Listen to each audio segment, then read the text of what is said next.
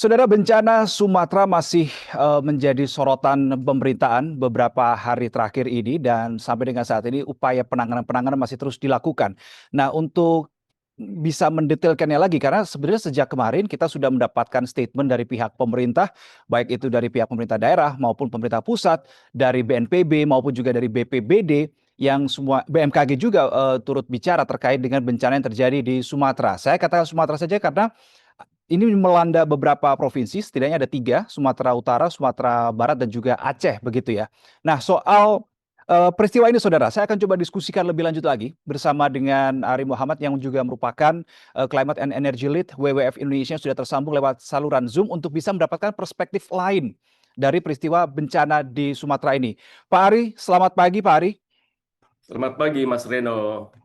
Baik, terima kasih Pak Ari sudah meluangkan waktu untuk berdiskusi. Jadi kalau kita berbicara soal bencana di Sumatera, kemarin kita sudah dengarkan penjelasannya begitu ya bahwa oh iya ini karena cuaca ekstrim, karena hujan yang cukup deras, durasinya cukup lama, hampir setiap hari tidak berhenti, ada siklon ini dan seterusnya. Tapi kalau dari sudut pandang Pak Ari, apa sebetulnya menjadi faktor penyebab terjadi bencana ini? Ya, Mas Reno. Saya sebelum menjawab pertanyaan Mas Reno, saya mencoba untuk menunjukkan angka ya. Di tahun 2025 tadi yang sebagaimana sedikit diulas oleh Mas Reno. Saya mengutip data dari BNPB nih, biar akurat ya. Dikatakan bahwa Januari sampai November bulan ini gitu ya, dan itu belum termasuk dengan bencana yang kemarin terjadi yang begitu besar. Oke. Indonesia itu telah mengalami 2.726 bencana yang terkait dengan faktor hidrometeorologi. Nah, ini menjadikan salah satu tahun periode dengan kejadian bencana terbanyak nih, Mas Reno. Dan ini ke depannya akan, bahkan bukan ke depan, kalau kita runut ke belakang, ini setiap tahun terjadi, ya. Sehingga ini menjadi salah satu kekhawatiran kita kalau kemudian tidak ada langkah serius. Nah, tadi menjawab pertanyaan Mas Rino, apa yang menjadi faktor yang mendorong bencana ini terus berulang terjadi? Krisis ekologi. Nah, krisis ekologi dikaitkan dengan isu perubahan iklim. Maknanya apa?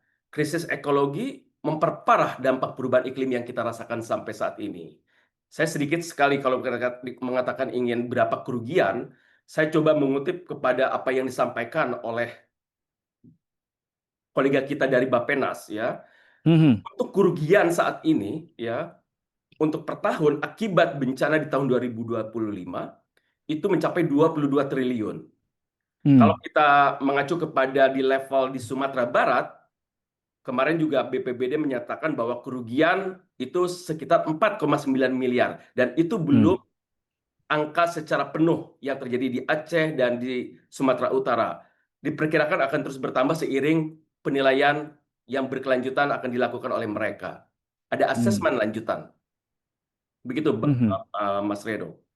Oke, jadi ketika kalau kita berbicara soal tadi kerusakan ekologi tadi begitu ya, kalau bahasa yang Pak Ari gunakan, sudah ini kelihatannya baru pertama kali ini atau mungkin beberapa dekade atau tahun yang lalu mungkin pernah terjadi, tapi ini kelihatan terbesar di belakangan waktu terdekat ini begitu ya, Pak Ari. Bagaimana perspektif dari WWF? Ya, krisis ekologi ditambah dengan ancaman perubahan iklim yang semakin membesar. Kalau Hmm. kita mendengar perspektif konteks global misalnya ya, saya Hmm. kaitkan dengan konferensi para pihak 30 di Belém, Brazil beberapa hari yang lalu. Itu kan Hmm. komitmen dunia dikhawatirkan akan memperparah perubahan iklim karena apa? Karena komitmen untuk secara serius menurunkan emisi gas rumah kaca itu akan menjadi jauh ya Hmm. dengan faktor tekanan ekonomi yang berjangka pendek, tidak berperspektif jangka panjang. Nah, ini perubahan iklim ini akan membuat kejadian cuaca ekstrim semakin besar, termasuk badai, Hmm. hujan ekstrim, dan angin kencang. Ini korelasinya tentu jelas ya di dalam konteks laporan IPCC, Intergovernmental Panel on Climate Change, itu panel para ahli untuk perubahan iklim mengatakan bahwa suhu bumi dan laut yang meningkat itu akan memberi lebih banyak energi pada atmosfer sehingga sistem cuaca mudah berubah menjadi badai atau hujan ekstrim. Nah, sehingga kemudian Hmm. di dalam perspektif itu keseriusan di level global yang menurun, maka kemudian bagaimana di level nasional, daerah, itu kita lebih serius membicarakan konteks perubahan iklim dan tata kelola lingkungan yang lebih baik. tata ruang Hmm, diperbaiki serius, faktor perlindungan terhadap ekosistem lebih serius, tidak hanya dibicarakan hanya pada saat ada bencana atau menjelang pemilu atau pilkada ya, tetapi memang mhm. harus terintegrasi di dalam cara berpikir kita, terintegrasi dalam cara bekerja kita di dalam mendesain pembangunan dan sebagainya. Oke, berarti cuaca ekstrim atau cuaca yang sering berubah ini, hujan yang cukup lama bahkan sampai berhari-hari tidak berhenti ini sebetulnya bisa ditarik lagi akar masalahnya adalah karena perubahan iklim. Maksud Anda begitu, Pak Ari? Ya, perubahan iklim, tetapi ingat perubahan iklim itu bukan fenomena alam, ya. Hmm, IPCC hmm. mengatakan bahwa perubahan iklim saat ini lebih didorong oleh perilaku manusia. Tadi Oke. bicara perubahan tata ruang, gitu ya, deforestasi, ya, lalu pola-pola atau perilaku yang jauh dari konsep ramah lingkungan semakin memperbesar ya karena faktor yang perilaku tadi itu akan meningkatkan emisi gas rumah kaca dan emisi gas rumah kaca penyebab dari pemanasan global yang menyebabkan perubahan iklim. Jadi Mhm, kembali lagi oke. kepada perilaku kita, Mas Reno. Nah, harusnya di dalam konteks yang lebih strategis, kebijakan saat ini harus lebih prioritas dan mengedepankan pembangunan yang lebih ramah lingkungan. Ya, tidak lagi sekali lagi bukan hanya sekedar kecapan yang seringkali diumumkan atau disampaikan pada saat kita menghadapi bencana dan sebagainya. Dan kita kemudian lupa, setiap tahun kita mengalami. Ketika kita hujan, kita mengalami banjir, longsor, tapi ketika kita musim kemarau, kita dihadapkan dengan kebakaran hutan Hmm, dan kekeringan dan sebagainya. Jadi kita ini tinggal dalam dunia yang tidak meluas gitu ya, hmm. tapi kita juga harus bertanggung jawab kepada generasi saat ini dan ke depan. Jadi harus lebih baik. Oke, Saya juga sangat prihatin dengan kejadian situasi saat ini ya. oke. Pak Ari, tadi Anda menyinggung soal pembangunan begitu ya, soal perilaku manusia dan seterusnya. Nah, pertanyaan saya begini, bisakah sebetulnya pembangunan itu tetap bisa dilakukan in one side gitu ya, in other side itu kita juga bisa tetap bagaimana menjaga lingkungan ini ya tetap dalam tanda kutip sehat begitu. Jadi pembangunan yang tetap menjamin keberlangsungan lingkungan ini sehat itu bisa tidak dilakukan? Sangat bisa. Pembangunan Hmm, ekonomi dan kesejahteraan sosial dan lingkungan itu tidak boleh hmm, lagi dibenturkan. Tidak menjadi paradoks satu sama lain. Konsep sustainable development itu secara clear menyampaikan penjelasan kepada kita bahwa di dalam pembangunan yang berlandaskan kepada lingkungan yang baik, kepada sumber daya alam yang dikelola dengan baik, itu bahkan akan menciptakan kehidupan sosial masyarakat yang lebih baik dan ekonomi yang berkelanjutan. Ya, makanya di dalam konsep global pun juga ya, pembangunan rendah karbon itu artinya membiarkan negara berkembang untuk bertumbuh secara ekonomi secara optimal tapi tetap dengan berlandaskan kepada pembangunan yang lebih baik dan berketahanan terhadap apa? Terhadap ancaman kerusakan dan dampak perubahan iklim. Jadi seharusnya kita tidak lagi dibenturkan ya, ini antara pilihan ekonomi atau lingkungan atau sosial. Semuanya hmm, masuk ya. Konsep saat ini bahkan mengatakan kalau lingkungan yang baik itu pasti akan menimbulkan atau menumbuhkan kehidupan sosial ekonomi sosial yang baik. Sosial yang baik akan menumbuhkan ekonomi yang baik. Jadi hmm, hmm. harusnya lingkungan menjadi garda terluar terbesar, di dalamnya ada kehidupan sosial dan kemudian intinya di situ adalah ekonomi yang berkelanjutan. Jadi Tapi kalau kita bicara soal pembangunan, Pak Ari ya, kita bicara soal pembangunan. Seperti bahasa Pak Ari tadi adalah bahwa dunia kita ini tidak semakin meluas, ya tetap segini aja begitu. Sementara yang bertambah itu kan populasi begitu. Itu kita ngomong soal pembangunan. Kemudian yang kedua kita juga bicara soal mungkin soal aspek ekonomi, penambangan dan seterusnya. Ini kan alam sebetulnya yang dieksplorasi. Masih belum masuk di logika saya. Bagaimana caranya hal-hal ini bisa berjalan linear begitu? Kan penambangan atau kegiatan eksplorasi alam ini kan juga berdampak pada aspek lingkungan juga begitu. betul Mas Reno, tetapi ingat sejarah manusia memiliki kapasitas pengetahuan. Hmm, Kita memiliki intervensi dan inovasi yang namanya teknologi, cara berpikir yang lebih baik, pengetahuan yang lebih baik. Kita boleh memanfaatkan energi, tapi kan saat ini banyak ketersediaan sumber energi yang lebih terbarukan. Ya, hmm. saya ingat pesan teman saya tuh, ada sebuah sahabat yang mengatakan begini, pada saat manusia berubah dari zaman batu ke zaman besi, itu bukan berarti batunya habis. tetapi nilai Hmm. cara efisien bekerja lebih bagus. Nah, saat ini juga begitu. Ketika kita berbicara energi, gitu ya, bukan Mhm. berarti energi saat ini fossil fuel habis, tetapi ada pilihan-pilihan yang jauh lebih baik, yang lebih ramah lingkungan, ya. Hmm. Dan demikian juga dengan tata ruang. Tata ruang kan memberikan satu pengajaran dan pengaturan kepada kita. Silakan kawasan A dijadikan sebagai kawasan industri, kawasan B adalah kawasan pemukiman, kawasan C sebagai resapan air dan kawasan D sebagai deforestasi, apa sebagai maaf biodiversity.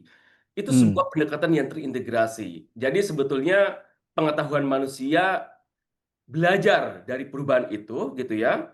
Mhm. Tapi pertanyaannya adalah maukah kita menjalankan strategi, rencana, dan aksi pembangunan itu berdasarkan kepada pengetahuan, scientific base, bukan Hmm. kepada berbasis kepada kepentingan di luar itu, ya. Hmm. Saya percaya kalau scientific base berbicara jangka panjang dan berbasis kepada evidence base juga. Bukti Mhm. mengajarkan tahun-tahun sebelumnya kita mengalami bencana yang diakibatkan oleh faktor tertentu. Masa kita tidak belajar untuk memperbaikinya? Begitu Mas Hmm. Reno. Tadi kalau Pak Ari menarik tadi ketika Pak Ari mengatakan mapping tadi, oke kawasan ini untuk permukiman, kawasan ini untuk resapan, kawasan ini bisa dijadikan industri, kawasan ini bisa dijadikan tempat untuk eksplorasi begitu ya. Harus ada mapping yang begitu. Nah, ketika terjadi bencana yang begitu masif di Pulau Sumatera, apakah artinya mapping yang tadi Pak Ari sebutkan ini sedang tidak berjalan dengan baik? Ya, seringkali pemerintah daerah dan stakeholders memahami itu awalnya ya. Hmm. Kemudian disepakati menjadi sebuah landasan di dalam rencana bekerja. Tetapi dalam perkembangannya tekanan ekonomi yang saya tekankan adalah tekanan ekonomi yang berjangka pendek, yang tidak Hmm. bervisi lingkungan dan masa depan yang baik. Itu seringkali memporak-porandakan rencana tadi, Mas Reno. Ya, Contohnya seperti apa Pak yang jangka pendek itu Pak? ya misalnya ya pembangunan yang tadinya pemukiman diubah menjadi industri, Hmm. lalu kemudian diputihkan atas nama ya udah dinormalkan. Dan itu kan Hmm. terjadi di berbagai wilayah bahkan di kota-kota besar kita ya, yang tadinya kawasan hijau tiba-tiba dijadikan kawasan pemukiman dan berubah menjadi industri dan sebagainya. Nah, itu Hmm. yang berpikir cara pendek padahal tata ruang sudah memikirkan daya dukung lingkungan ketika mereka mengkaji dan menyusun rencana tersebut. Hmm.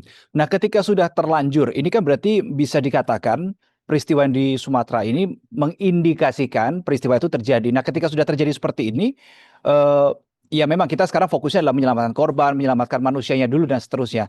Jangka menengah dan jangka panjangnya untuk proses apa ya, perbaikan lingkungan itu kira-kira akan membutuhkan waktu berapa lama ya, Pak Ari? Ya, mungkin tidak single solution gitu ya. Mungkin terbuka Hmm. sekali Hmm. pilihan-pilihan yang lain. Tapi kalau dari saya, langkah pertama adalah mulai kita meletakkan kerangka pembangunan atau peta pembangunan itu dilandasi oleh tata ruang yang berbasis kepada daya dukung lingkungan dan perubahan iklim. Termasuk juga dalam konteks membangun peta bencana. Jadi peta bencana itu harus memperkirakan ke depan seperti apa. Yang kedua, stakeholders harus berkomitmen menjalankan itu. Oleh sebab itu fungsi leader ya itu harus memastikan bahwa semua komponen itu berjalan dengan baik. Leader itu apa, Mas Reno? Mulai dari tingkat nasional sampai kepada tingkat regional, ya, tingkat daerah. Itu harus memastikan bahwa apa yang sudah direncanakan. Saya yakin investasi atau investor juga ingin memastikan bahwa bisnisnya berkelanjutan. Kalau dia sudah diyakinkan manfaatnya, saya yakin juga mereka akan memahami hal itu, ya. Nah, jadi konteksnya adalah tata kelola lingkungan yang baik, tata kelola pemerintahan dan lingkungan yang baik menjadi kunci di sini. Berbicara Mhm. apapun, kalau kemudian prinsip dan komitmen itu tidak terbangun, saya khawatir kembali lagi ini kita merayakan, seperti ulang tahun, merayakan tiap tahun begini terus. Padahal pertumbuhan ekonomi yang sudah dimunculkan dari keseriusan pembangunan itu dengan adanya bencana akhirnya apa? Pertumbuhan ekonominya dipakai untuk recovery dan lainnya. Padahal pertumbuhan ekonomi yang tadi dirasakan itu bisa membangun infrastruktur, bisa membangun rumah sakit, sekolah, sarana sarana lainnya yang bisa membangkitkan ekonomi masyarakat. Nah, seringkali banyak daerah yang kemudian pertumbuhan ekonominya habis untuk pemulihan dan itu secara global pun demikian disampaikan ya hampir 60% atau 40 sampai 60% biaya pertumbuhan ekonomi yang dirasakan PDB sebuah negara itu Mhm. akhirnya luluh lantak hanya untuk recovery akibat bencana, akibat wilayahnya rentan terhadap bencana dan perubahan iklim karena ketidakseriusan tadi. Mhm. Oke, Pak, tadi Anda mengatakan ada kejadian di beberapa daerah begitu ya terkait dengan awalnya ini adalah ruang terbuka hijau, kemudian ini awalnya adalah daerah resapan dan seterusnya, kemudian dikonversi menjadi permukiman menjadi apa namanya terkait dengan kegiatan industri. Ini kan berarti orientasinya ke sektor ekonomi ya dari lingkungan bergeser ke ekonomi. Nah, kalau data yang Anda punya Pak Ari, berapa persen sih yang daerah yang tadinya semula ini adalah daerah resapan, ruang terbuka hijau, kemudian dikonversi menjadi kawasan industri begitu? Berapa banyak? Ya, data secara akurat memang harus ada ya, karena itu kan Hmm. sangat mikro. Tetapi Mhm. relatif banyak perubahan-perubahan yang terjadi. Misalnya beberapa kota sudah berkomitmen bahwa 30% angka ruang terbuka hijau menjadi angka yang seharusnya dibangun oleh setiap kota. Tapi faktanya Mas Reno, hampir Mhm. mustahil setiap kota itu menyediakan 30% gitu ya. Karena Mhm. apa? Karena terjadi perubahan yang masif. Tetapi ilmu pengetahuan ada. 30% tidak harus di dalam konteks kebutuhan lahan, ya. Tadi Mhm. ada bangunan vertikal yang kemudian dia bisa dikombinasikan dengan bangunan hijau dan sebagainya. Jadi sekali lagi bukan justifikasi atau menjadi kemalasan kita untuk berpikir. Perubahan yang terutama yang harus kita cegah adalah perubahan perluasan lahan atau deforestasi, tingkat deforestasi. Kita memiliki komitmen dunia, ya. Kita memiliki komitmen terhadap anak cucu kita, ya. Kenapa? Angka misalnya luas hutan yang tersedia harus kita jaga. Karena sekali lagi dalam hutan itu memiliki nilai ekonomi dan sosial yang baik. Di situ Mhm. ada biodiversity yang memberikan nilai ekonomi dan sosial buat kita semua. Banyak pengetahuan yang dilahirkan dari hasil-hasil yang ada di sektor kehutanan ini, ya. Demikian Mhm. juga perubahan lahan. Tiba-tiba perubahan lahan menjadi industri dan sebagainya. Sekali lagi, bukan berarti kemudian kebutuhan industri dan ekonomi kita dihentikan, Ya. tetapi pengetahuan sudah banyak saat ini. Banyak industri yang sudah mempertimbangkan aspek yang hijau, green industry, bahkan saat ini setelah green industry ada green jobs. Bagaimana cara perilaku kita itu mampu menyesuaikan dengan ancaman dan krisis, ya, Mhm. krisis sumber daya alam semakin habis, maka kemudian timbul sirkular ekonomi, ya, konsep-konsep yang mampu mendaur ulang dan memanfaatkan sampah menjadi hal yang baik. Demikian juga dengan tata ruang dan lahan tadi. Sehingga menurut Mhm. saya cukup cukup tidak pesimis kalau banyak pilihan, tapi yang pesimis kalau kemudian kita menganggap pengetahuan tadi dianggap sebagai sebagai hal yang tidak penting dan tidak serius, gitu ya. Kita Oke, akan Pak Ari. menghadapi keseriusan ketika kita dihadapkan dengan bencana saat ini. Dan bencana seharusnya menjadi bahan pembelajaran yang sangat sangat sangat berharga dan ini harusnya bersifat jangan hanya pada saat bencana itu terjadi saja begitu ya. Dan ingat Mas Tadi Pak Reno, Ari. tapi ingat Mhm. satu lagi Mas Reno, bencana bukan berarti tidak bisa dihindari ya, bencana akan terjadi. Tapi bagaimana sistem bekerja pada saat bencana itu terjadi, Hmm. gitu ya. Oke, Pak Ari, tadi Anda menyinggung soal deforestasi, begitu ya. Saya penasaran juga nih kalau catatan dari Pak Ari dan teman-teman di WWF Indonesia ini, laju deforestasi di Indonesia dari waktu ke waktu ini seperti apa? Stagnan, melambat, makin cepat, atau bagaimana? Ya, menurut data tahun 2024 ya dari pemantauan nasional ya, total Hmm. deforestasi di Indonesia mencapai 175.000 hektar. Itu setelah Hmm. memperhitungkan reforestasi ya, artinya sudah Hmm. sudah memperhitungkan juga upaya-upaya untuk menutup ya menjadi lebih hijau lagi gitu ya. Nah, khusus Mhm. untuk di daerah Aceh ya dan di provinsi Sumatera Utara itu di tahun 2024 itu berdasarkan catatan yang saya terima itu kehilangan 8.962 hektar dan Sumatera Utara kehilangan 7.300 hektar. Jadi nilai Hmm. ini memang tidak menjadi top secara nasional, tetapi di dalam konteks di daerah atau di pemerintahan setempat itu menjadi sangat signifikan, gitu Itu Mas. terkonversi menjadi apa? 8.000 sekian, 7.000 sekian itu terkonversi menjadi apa data yang Pak Ari terima? Menjadi lahan lain, perubahan untuk lahan lain, Hmm. ya. Ada Mhm. untuk Mhm. agriculture atau menjadi tanaman monokultur. ya, atau ada juga yang dipakai untuk industri dan pertambangan. Oke. Pak Ari, terakhir, apa yang menjadi imbauan pesan dari Anda, WWF Indonesia, kepada pemerintah pusat maupun daerah ketika ada berkaca pada peristiwa seperti bencana di Sumatera ini harusnya menjadi alarm yang seperti apa, wake up call yang seperti apa bagi pemerintah di tingkat daerah maupun di pusat? Ya, sebagaimana yang tadi saya sempat sampaikan, satu keseriusan di dalam menetapkan strategi pembangunan. Hmm, Strategi pembangunan berbasis kepada pengetahuan, hmm, berbasis kepada tata ruang yang mempertimbangkan perubahan iklim dan kerusakan lingkungannya, mempertimbangkan daya dukung lingkungan, ya. Karena mhm, dengan demikian itu akan dijalankan. Lalu yang kedua, memastikan itu diterjemahkan dengan kerangka regulasi yang implementatif. Ya, yang implementatif itu yang satu, melibatkan partisipasi masyarakat secara utuh, ya, melibatkan masyarakat dari tingkat atas sampai dengan masyarakat yang berada di level di mana mereka bekerja di area kawasan tersebut, ya. Lalu yang mhm, kedua, memastikan semua kerangka kebijakan itu layak dan didukung dengan pembiayaan yang baik dan hmm, kemudian dijalankan dengan tata kelola yang baik. Artinya jangan kemudian strategi yang bagus tadi lalu ada dukungan pendanaan itu masih ada perilaku korupsi. hmm. Itu yang harus diingat. Oke. Jadi menurut saya dan menurut kami, jangan khawatir, banyak stakeholders yang memiliki kesamaan pemikiran dan prinsip ini. Sehingga Mhm. kalau kebutuhan kerjasama dan kolaborasi, saya pikir para sektor, para institusi yang memiliki perhatian akan sangat senang untuk membantunya. Oke, baik, dibutuhkan kebijakan yang serius, keseriusan dari pemerintah, butuhkan kebijakan juga yang memang pro terhadap lingkungan. Selain itu juga kebijakan ini sebaiknya ya dilakukan, jangan hanya berhenti di selembar kertas yang kemudian ditandatangani saja ya. Baik, terima kasih Pak Ari Muhammad, Climate and Energy Lead WWF Indonesia sudah berdiskusi di kesempatan kali ini terkait bencana yang terjadi di Pulau Sumatera. Terima kasih Pak Ari. Baik, saudara, kalau tadi saya sudah wawancara dari pihak WWF Indonesia Pak Ari Muhammad, kali ini saya sudah tersambung lewat saluran Zoom Direktur Walhi Sumatera Utara. Ada Mas Rianda Purba. Mas Rianda, apa kabar, Mas? Baik, Mas. Oke, baik, Mas Rianda, terima kasih sudah meluangkan waktu untuk berdiskusi. Mas, sebelum saya minta pendapat atau perspektif dari Walhi, Anda sebagai Direktur Walhi Sumut, saya mau minta perspektif Anda juga sebagai warga Medan. Anda kan lokasi di Medan. Ini Anda kena dampak juga atau gimana, Mas?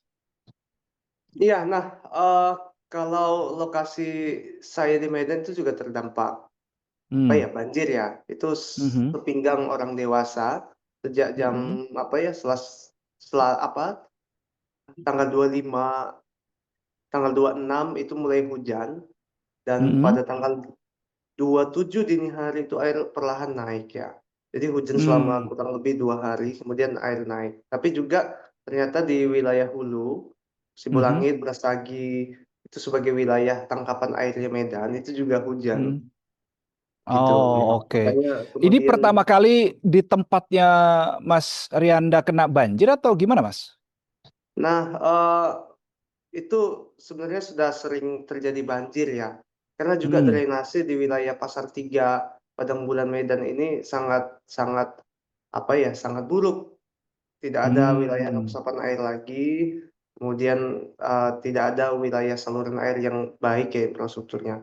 Nah, untuk itu juga di wilayah tempat tinggal saya juga rentan banjir, misalnya yang orang tua saya di wilayah Serdang Bedagai itu juga ini ya, Hmm. apa, banyak perladangan warga juga terdampak banjir itu, di kampung Oke. saya, begitu. Sekarang ini Oke, juga. semoga segera surut Mas Rianda Iya, banjir iya. di tempat Mas Rianda dan juga di tempat keluarga. Nah, sekarang saya mau coba minta pendapat dari perspektif Walhi Sumatera Utara. Tadi di awal saya sudah bilang bahwa saya sebelumnya sudah sempat wawancara WWF Indonesia, Pak Ari Muhammad. Sebagai gambaran saja, Mas Rianda, Pak Ari Muhammad ini kalau dari perspektif WWF Indonesia berpendapat bahwa bencana yang terjadi di Sumatera itu karena faktor awalnya itu karena ada perubahan iklim yang kemudian mengakibatkan cuaca ini begitu apa, hujan deras, durasinya cukup lama dan seterusnya, dan perubahan iklim ini terjadi karena kerusakan ekologi begitu. Nah, kalau perspektif dari Walhi Sumut, sebenarnya banjir yang terjadi di Sumatera Utara ya khususnya ya, ini karena apa, Mas, penyebabnya? Pemicunya kita sebabkan pertama gini, oke itu memang juga bagian dari proses siklus apa ya, perubahan iklim yang sekarang Hmm. bumi memanas dan lain sebagainya. Nah, kemudian hujan tidak bisa diprediksi, cuaca ekstrim. Nah, tapi yang jelas pemicu ini diperparah ya oleh misalnya Hmm. apa berkurangnya tutupan hutan dan lahan di wilayah hulu-hulu dan wilayah daerah aliran sungai dan wilayah tangkap air di beberapa kabupaten yang terdampak banjir sekarang. Nah, kita tahu wilayah-wilayah seperti mulai dari Langkat dan paling parah itu di wilayah Tapanuli Tengah dan Tapanuli Selatan, Mhm. itu hulunya adalah apa ya, Bukit Barisan. Nah, Hmm. Bukit Barisan itu merupakan wilayah apa ya hutan tersisa di Sumatera Utara.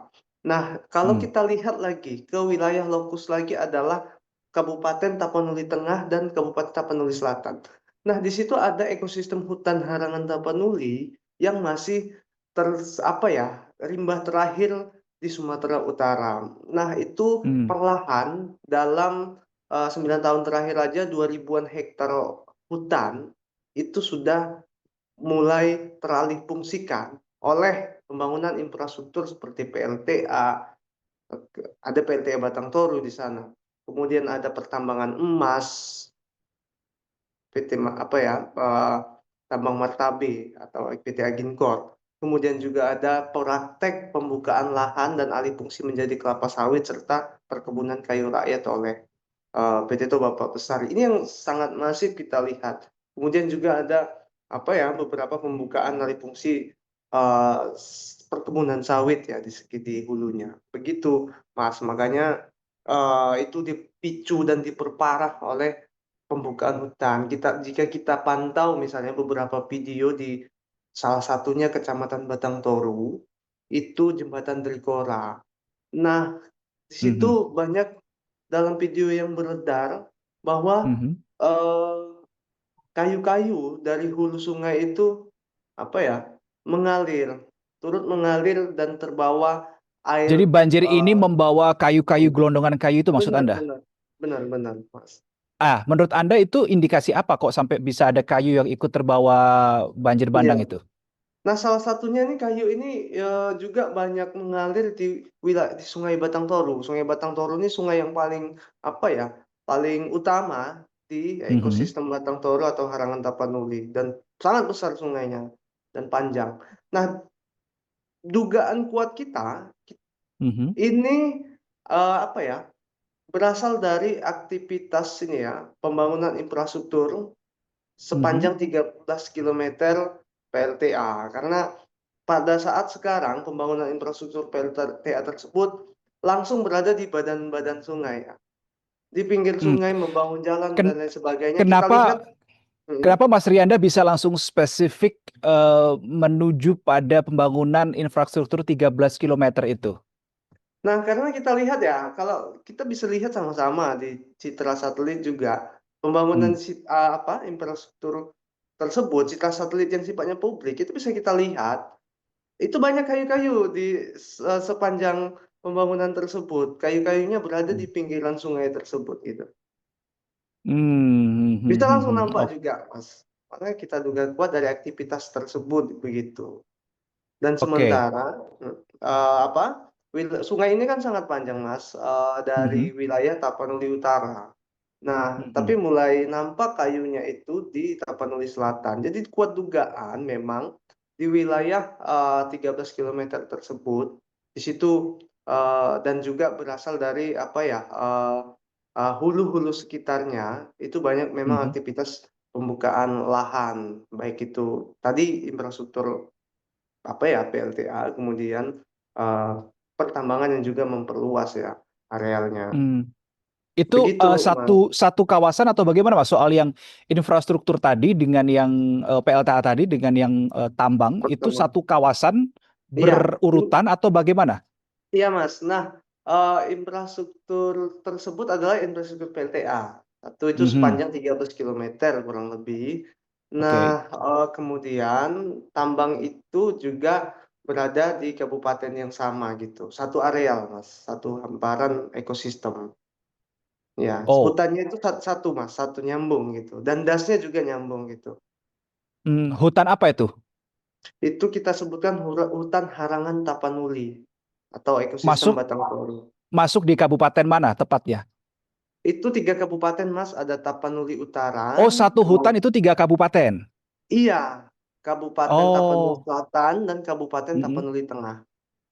Oke, utara, selatan, dan Tapanuli Tengah, 3 kabupaten. Tengah, Dan iya, ketiga kabupaten ini juga terdampak benar, banjir ya, Mas. seperti yang Iya, kita lihat begitu ya. iya, Jadi itulah alasan Anda mengapa kuat dugaan jangan-jangan banjir ini karena ada peristiwa tersebut. Nah, iya. Walhi di sana, Mas Rianda, ketika Anda melihat ada tambang di situ, kemudian ada infrastruktur PLTA di situ, eh, sudah sempat speak up belum terkait dengan hal itu, mencegah supaya atau mengingatkan, jangan terlalu berlebih nih, Sudah, khawatir nanti bagaimana? Itu sudah diambil belum? Sudah dilakukan belum langkah-langkah itu? sudah, Mas, sejak 2009 tahun terakhir dan bahkan ya sejak misalnya pertama tambang itu berdiri kita sudah menyuarakan ya penolakan bersama Mhm, warga terhadap kehadiran tambang tersebut. Nah, mhm, pasti yang kita indikasikan pertama adalah dampak banjir di masa depan dan ternyata memang banjir itu semakin parah terjadi dan mengorbankan warga. Nah, yang kedua juga terkait pembangunan PLTA Batang Toru. Kita juga oke. apa ya pernah menggugat itu pembangunan tersebut karena dari sisi administratif juga menyalahi pembangunannya. Mhm. Nah, Oke, lalu responsnya pada saat itu seperti apa dari pihak pemerintah? sampai saat ini juga pemerintah masih menutup mata dan abai ya, bahwa masih mengklaim bahwa pembangunan tersebut sangat mengikuti kaidah lingkungan. Nah, padahal pada praktek dan fakta yang di lapangan itu Hmm, tidak berjalan sama sekali dan dan dan ya pembangunan tersebut memang benar itu fakta. Jadi eh, banjir ini menutupi semua kebohongan yang selama ini apa ya ada bahwa memang alam tuh nggak bisa dipaksa untuk ini ya tidak apa ya untuk bohong. Dia jujur dengan mhm, sendirinya bahwa memang fakta pembangunan dan investasi industri ekstraktif di situ itu merusak hutan. mhm, Dan yang mhm. juga di situ Bang habitatnya satwa liar dilindungi juga loh, orangutan Tapanuli dan harimau Sumatera gitu. Nah, makanya sih Oke. itu adalah koeksistensi yang selama ini Bang sudah ratusan tahun Mhm, warga itu antara warga satwa liar dan alam itu hidup bersama dan itu menjadi hutan harangan Tapanuli itu punya fungsi hidrologis, Bang. Masyarakat sangat bergantung juga pada sumber air di sekitaran untuk mengairi persawahan. hmm. Nah, ketika sudah terjadi bencana ini, Mas Rianda, Walhi Sumut sudah membuka komunikasi lagi dengan pemerintah terkait dengan hal-hal yang tadi sudah Anda sebutkan? Ya, nah yang pertama tentu kita kalau membuka komunikasi itu karena kita bekerja di wilayah ini ya Sumatera Utara, kita selalu apa ya tidak menutup ruang membuka komunikasi Hmm, dengan pemerintah kabupaten ya. Nah, misalnya gini, kalau kita lihat karena gini, masifnya juga selain dua hal besar tadi, mhm, alih fungsi apa ya, hutan dan lahan di pegunungan, meskipun kadang gini Bang, yang saat kita sayangkan memang jadi masalah bahwa di tahun apa ya, antara 2014-15 itu ada kawasan hutan yang berubah Bang. Jadi banyak itu hmm. hutan tegakan itu yang masih pure hutan itu dirubah fungsinya menjadi area penggunaan lain Bang. Penggunaan lain Tanpa itu ini ya, apa? itu bukan hutan Bang, statusnya non hutan Hmm, secara administrasi, secara hukum.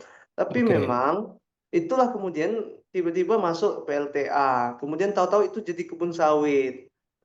Nah, itu Hmm, yang tanpa misalnya kajian yang jelas. Nah, adanya penunjukan kawasan hutan tersebut dilakukan sepihak. Nah, namun kemudian sehingga dalam 10 tahun terakhir, Bang, itu banyak pembukaan karena itu sudah secara hukum bukan hutan lagi. Nah, di wilayah hmm, apa ya seperti Desa Bulumario apa di Sipiro, Kecamatan Sipiro, Tapsel, Tapanuli Selatan, itu banyak itu pembukaan hutan alami, Bang, tapi statusnya bukan hutan. Sementara di situ masih sangat-sangat rapat tutupan hutannya. Nah, itu hmm, yang terjadi. Tentunya ini kebijakan dari sisi nasional, Bang. Itu kenapa Hmm. misalnya maraknya pembukaan hutan ini diikuti dengan kebijakan penunjukan kawasan hutan yang tanpa ada kaidah merubah hutan menjadi non-hutan secara hukum. Nah, itu juga jadi tantangan. Yang Mhm. kedua, memang kenapa di situ kemudian ada investasi, pertambangan juga masuk dan memperluas karena itu bukan hutan secara hukumnya.